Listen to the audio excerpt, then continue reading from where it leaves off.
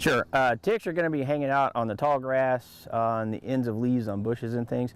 So if you're out here hiking, biking, anything, try to stick to the center of the trail. You're not going to pick up ticks off of a dirt path. It's going to be them hanging over on leaf litter or leaves and tall grass and things. Okay, what are some preventative measures other than just, staying on dirt that people can take? Is there like clothing recommendations that you have, bug spray recommendations? Sure. Usually when a lot of people don't like to, I always go with long pants when I'm hiking. If you don't want to do that, you can use insect repellents. Whatever is your favorite brand, you can go with that. Spray around the cuffs or around your ankles. If you're wearing shorts or something, do your legs, bottom of your shorts. If you're wearing short sleeves, do your arms around the cuffs of your sleeves, because that's where the ticks are mostly going to come off of the vegetation onto you, is arms and legs. Okay, and what should people do when they are done hiking, camping, whatever, and are home for the day? Should you do like a body inspection or? Yeah, once you're finished and you're at home, you want to check you for ticks. You want to check any gear that you brought with you, any kind of camping equipment, day pack, backpack, any of that. Check those things. Check the outside of your shoes, socks, and check yourself. Just make sure there's no ticks. Most ticks are going to show up when they try to find a place to attach to you. It's going to be where your skin's a little thinner, around the ears, around the waistband, backs and knees, in the armpits, those kinds of places. So check in those areas too. Okay, and if you do notice ticks on you, or you notice some have bitten you or whatever, what would you say is the best way to go about that? Sure. If you see them crawling around on you, if you can take them off with tweezers or something like that before they bite, and then you can flush them down the toilet, drown them in alcohol.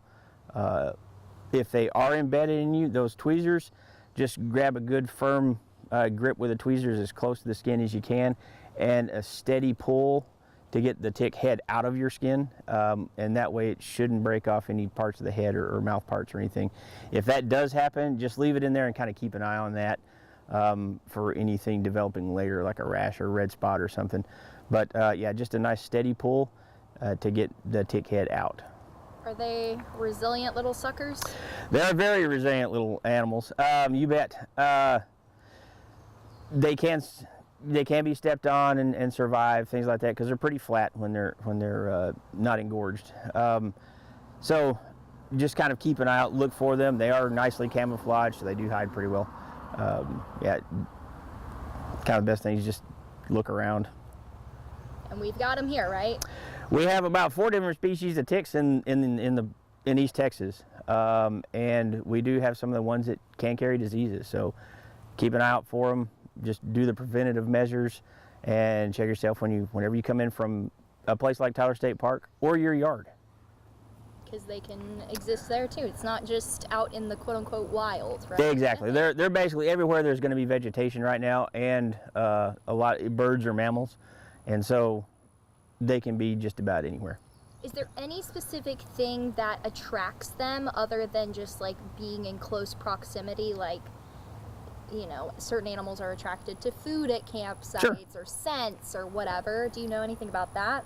Well, ticks do hunt by scent and vibration and moisture, and so they're looking for warm-blooded animals typically. And so it's going to be people, dogs, deer, birds, and they'll be in areas where those frequent.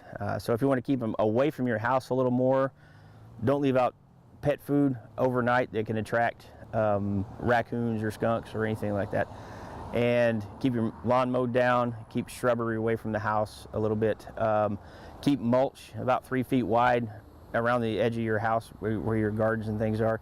It prevents ticks from going into your house that way. And check your animals, check your pets. I was going to say, I didn't even think about that. Yes. I'm sure plenty of people bring dogs out here. I mean, sure.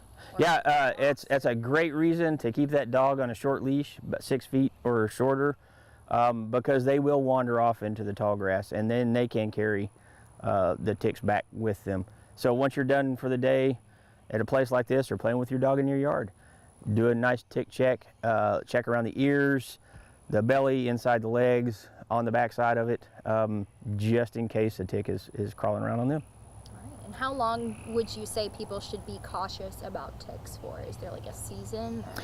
During the warm summer months is typically more of a time for ticks to be out.